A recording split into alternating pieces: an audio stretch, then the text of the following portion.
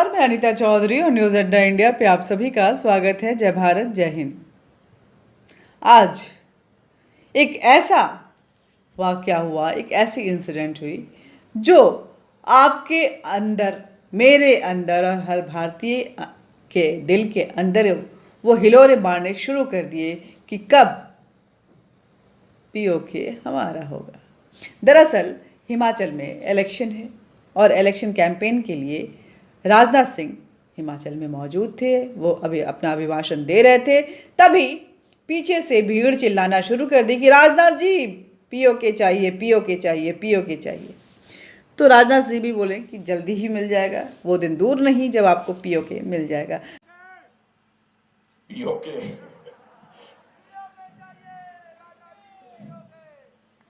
धैर्य रखिए, धैर्य रखिए।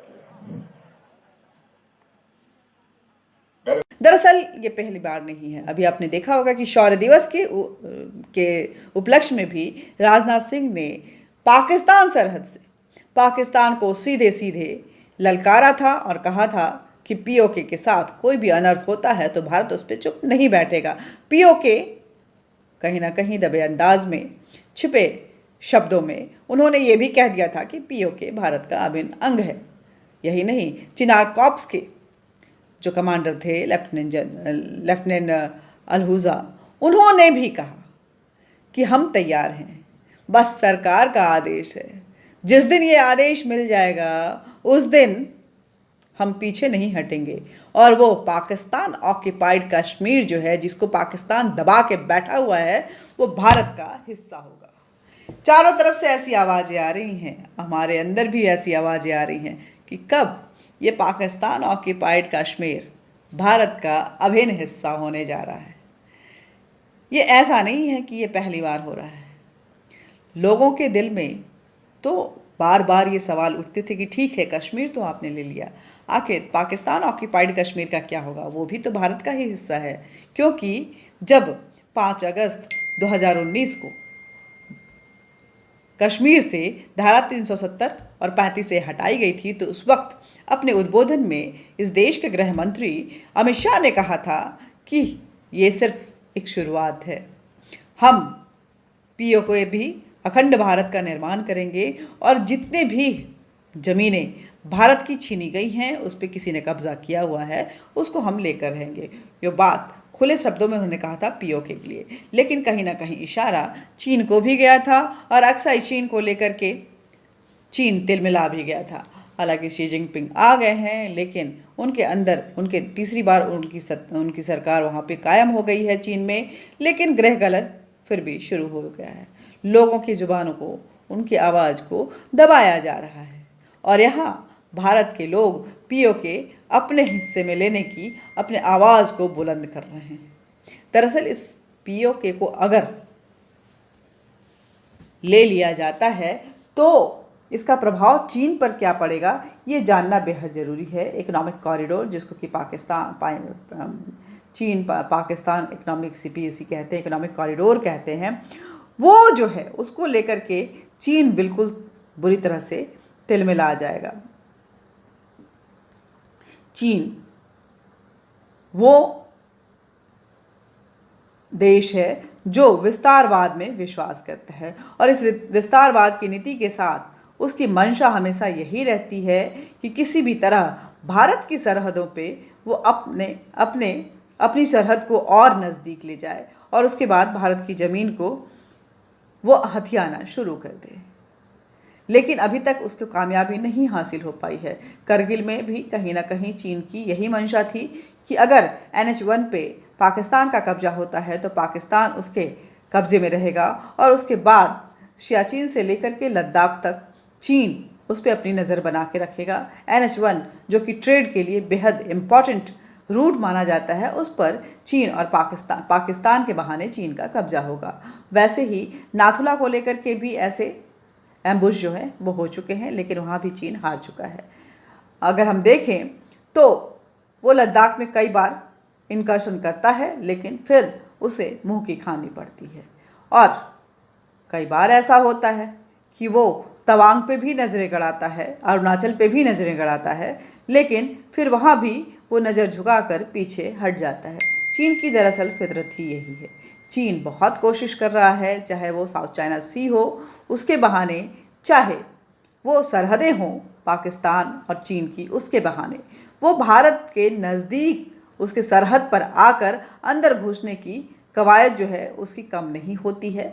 और उसका नतीजा ये होता है कि वो अंदर तो घुस आता है, लेकिन भारत एक दृढ़ निश्चय शांतिप्रिय देश होने के नाते जब अड़कर उसके सामने खड़ा होता है, चाहे वो डोकलाम हो चाहे वो लद्दाख हो, तो फिर उसे वापस जाना पड़ता है। अब जनता जब बोली तो राजनाथ सिंह हंसकर बोले कि धैर्य रखिए। धैर्य रखिए मतलब क्या, जल्दी ही होगा। हिमाचल विधानसभा में चुनाव से पहले पाक अधिकृत कश्मीर को लेकर के जब जनता ने मुद्दा जो है उठाया और पीओके चाहिए का नारे लगाने शुरू किए, तो इस पर राजनाथ सिंह हंसते हुए बोले धैर्य रखिए, धैर्य रखिए। राजनाथ ने कहा कि आज़ाद भारत में नेताओं की कथनी करनी में अंतर है, इसलिए राजनेता और नेताओं पर से जनता का विश्वास समाप्त हो गया है। विश्वास को इस संकट को भाजपा ने चुनौती के रूप में स्वीकार किया है और जो भी वादाएं उसने की हैं वो पूरा करेगी। थोड़ी देर सवेर हो सकती है, हमने भी देखा है। बड़गांव में भी कहा था कि हमारा मकसद पीओके को दोबारा हासिल करना है। राजनाथ सिंह ने, आपको पहले भी मैंने बताया कि जब शौर्य दिवस था तो पीओके का मुद्दा हफ्ते भर पहले कश्मीर के बड़गांव में भी शौर्य दिवस के उपलक्ष्य में राजनाथ सिंह उठा चुके हैं। उन्होंने पाकिस्तान को चुनौती देते हुए कहा था कि पीओके के साथ जो पाकिस्तान ने किया है उसकी कीमत उसे चुकानी पड़ेगी और मोदी सरकार ने कश्मीर का विकास शुरू कर दिया है और सरकार जब तक नहीं रुकेगी तब नहीं रुकेगी जब तक यह गिलगित बाल्टिस्तान तक नहीं पहुंच जाता है। ये विकास जो है वहाँ भी दिखाई देना नहीं शुरू होता है। उन्होंने कहा था कि भारतीय संसद में 22 फरवरी 1994 को गिलगित बाल्टिस्तान जैसे शेष हिस्सों को फिर से हासिल करने के लिए सर्वसम्मति के साथ प्रस्ताव पारित किए गए थे। मोदी सरकार का उद्देश्य है कि उस प्रस्ताव को संकल्प के रूप में ले और उसे पूरा करे।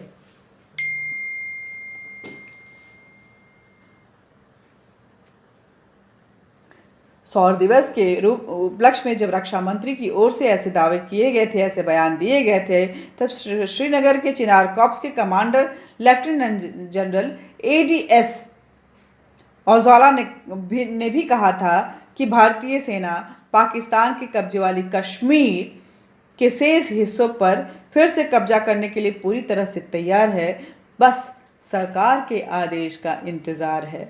औजाला ने कहा था कि केंद्र सरकार जब भी फैसला लेगी, भारतीय सेना के पास आदेश आएंगे तो वह पूरी तरह से तैयार है और फिर वह पीछे मुड़कर नहीं देखेगी। हम आधुनिक रूप से खुद को मजबूत कर चुके हैं ताकि हमें ऐसी स्थिति में पीछे मुड़कर नहीं देखना पड़े। गिलगित बाल्टिस्तान में पश्चिम में अफगानिस्तान और इसके दक्षिण में पाकिस्तान के कब्जे वाला कश्मीर है। चिनार कॉर्प्स के कमांडर ने आश्वासन दिया था कि LOC पर स्थिति पूरी तरह से नियंत्रण में है और सेना सीमाओं की सुरक्षा के लिए पूरी तरह से तैयार है, पूरा ताकत झोंके हुए है।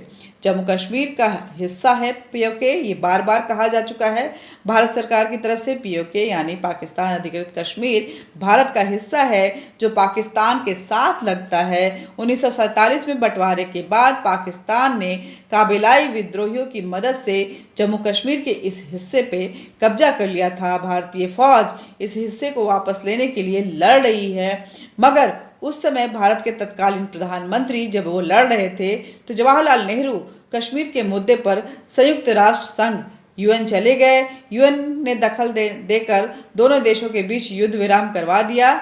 जो जहां था वो वहीं काबिज हो गया और तब से ये स्टेटस क्यू जो है यथास्थिति बनी हुई है। उसी समय से दोनों देशों की फौजें इंटरनेशनल सरहद की जगह लाइन ऑफ कंट्रोल LOC के दोनों तरफ डटी हुई हैं। LOC दोनों मुल्कों के बीच खींची गई 840 किलोमीटर लंबी सीमा रेखा है। पाकिस्तान ने 1947 में विद्रोहियों की मदद से ये कब्जा किया था, जो कब्जा अब तक बरकरार है और पीओके की सीमाएं में पाकिस्तान पंजाब और खैर पख्तून प्रांत से लगती है। यहाँ एलओसी पर भारत पाकिस्तान की सेनाएं तैनात हैं। पीओके की राजधानी मुजफ्फराबाद है। कहने को पीओके को की अपनी सरकार है, मगर वहाँ प्रशासन पाकिस्तानी सरकार की चलती है। पाकिस्तान सरकार ने पीओके के लिए अपने यहाँ कश्मीर अफेयर्स एंड गिलगित बाल्टिस्तान नाम से एक अलग मिनिस्ट्री भी बना रखी है। पाकिस्तान ने पीओके को बांट रखा है दो हिस्सों में। पीओके को छोड़ने के लिए वो पाकिस्तान राजी नहीं है। उसे आज़ाद कश्मीर बताता है, मगर वो कश्मीर आज़ाद नहीं है। मौजूदा समय में पाकिस्तान ने पीओके को गिलगित और बाल्टिस्तान दो हिस्सों में बांट रखा है। भारत सरकार समय समय पर पीओके को वापस लेने की बात कहती रहती है। 2014 में केंद्र में नरेंद्र मोदी की अगुवाई में बीजेपी की सरकार बनने के बाद यह मुद्दा और गरमाया हुआ है। मोदी सरकार की अपनी ओर से जम्मू कश्मीर से धारा 370 खत्म किए जाने के बाद पीओके को वापस लेने की मांग जोर शोर से उठती रही है। चलिए इन खबरों से जुड़े हुए पाकिस्तान, पीओके, पाकिस्तान ऑक्युपाइड कश्मीर या खैबर पख्तून या गिलगित और बाल्टिस्तान से जुड़े कुछ अहम बातों को जानते हैं। हम आपको बताएंगे कि एलओसी क्या है, एलओसी के क्या डेफिनेशन है और क्या क्या है वहाँ पे।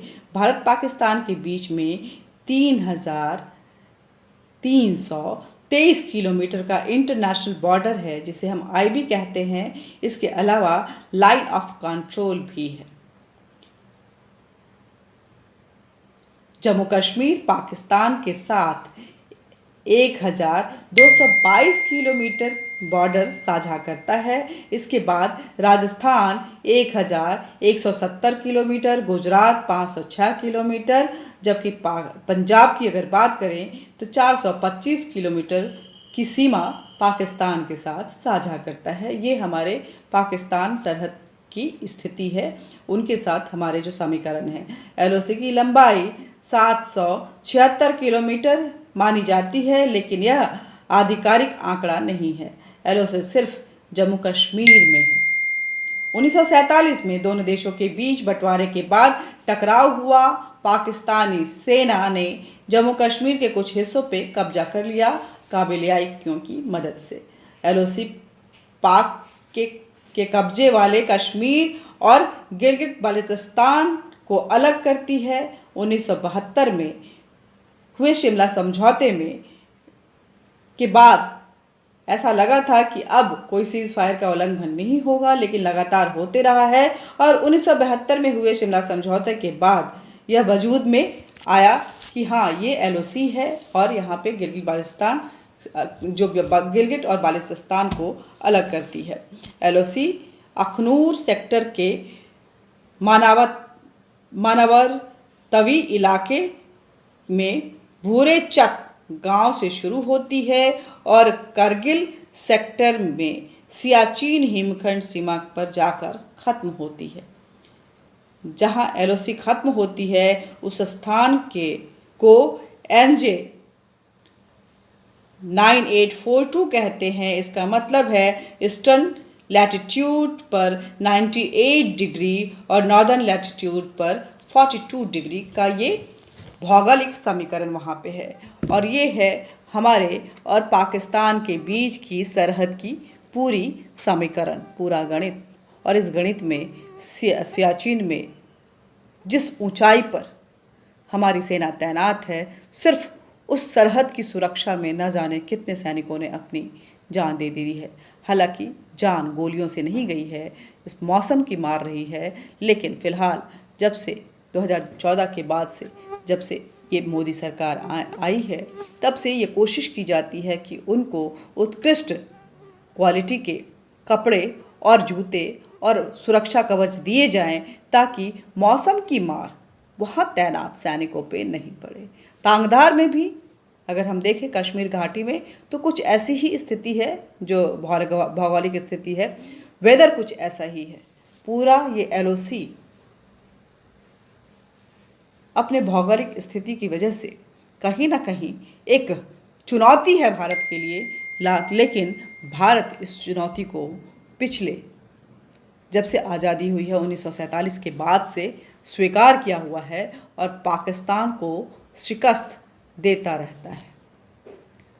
युद्ध चाहे कोई भी हो, 1972 हो, 63 हो, 61 हो या करगिल हो, लेकिन मुंह की खानी सिर्फ और सिर्फ पाकिस्तान को पड़ी है। जय हिंद, जय भारत। देश के इस शौर्यगाथा और इस भौगोलिक स्थिति में भारत के इस मोरल, जिसको कि हम मजबूत इरादे कहते हैं, उसको देखते हुए ये कहना गलत नहीं होगा कि आज वो दौर है जब पाकिस्तान चाहे जितनी कोशिशें कर ले, वो अपने आप को बचा रहा है, पीओके को नहीं।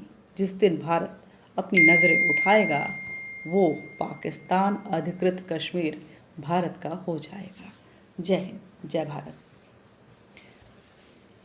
इतनी इम्पॉर्टेंट इन्फॉर्मेशन के लिए आप इस वीडियो को अपने तो खुद तो देखिए ही पूरा, साथ में पूरे अपने दोस्तों को और बाकी लोगों को भी दिखाइए। वीडियो को ज़्यादा से ज़्यादा शेयर कीजिएगा। हमारे चैनल न्यूज़ अड्डा इंडिया को ज़्यादा से ज़्यादा सब्सक्राइब कीजिए, आप भी कीजिए और दूसरों से भी करवाइए, अपने दोस्तों से, ताकि इस मुखर आवाज़ की जो बुलंदियां हैं वो हर जगह पहुंचती रहे और सच्चाई जो ग्राउंड रिपोर्ट है वो हर किसी को पता चलनी चाहिए।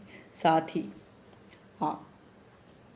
इस पूरे मुद्दे को लेकर के आप क्या विचार रखते हैं ज़रूर लिखिए, क्योंकि विचारों के आदान प्रदान से एक स्पष्टता आती है और आवाज़ में की बुलंदी में वो निखार आता है, जब वो सोचता है कि हाँ, जो बातें मैं बोल रही हूँ या बोल रहा हूँ उसकी कहीं ना कहीं अहमियत है और उसमें ऐड ऑन होने वाली भी बातें कुछ सामने आती हैं। बेल बटन दबा दीजिएगा ताकि नोटिफिकेशन आप तक पहुंचता रहे, और हमारे कैमरा पर्सन इंदर मोहन को धन्यवाद जरूर दीजिए, क्योंकि उनकी वजह से ये वीडियो आप तक पहुंच रहा है। जय हिंद, जय भारत।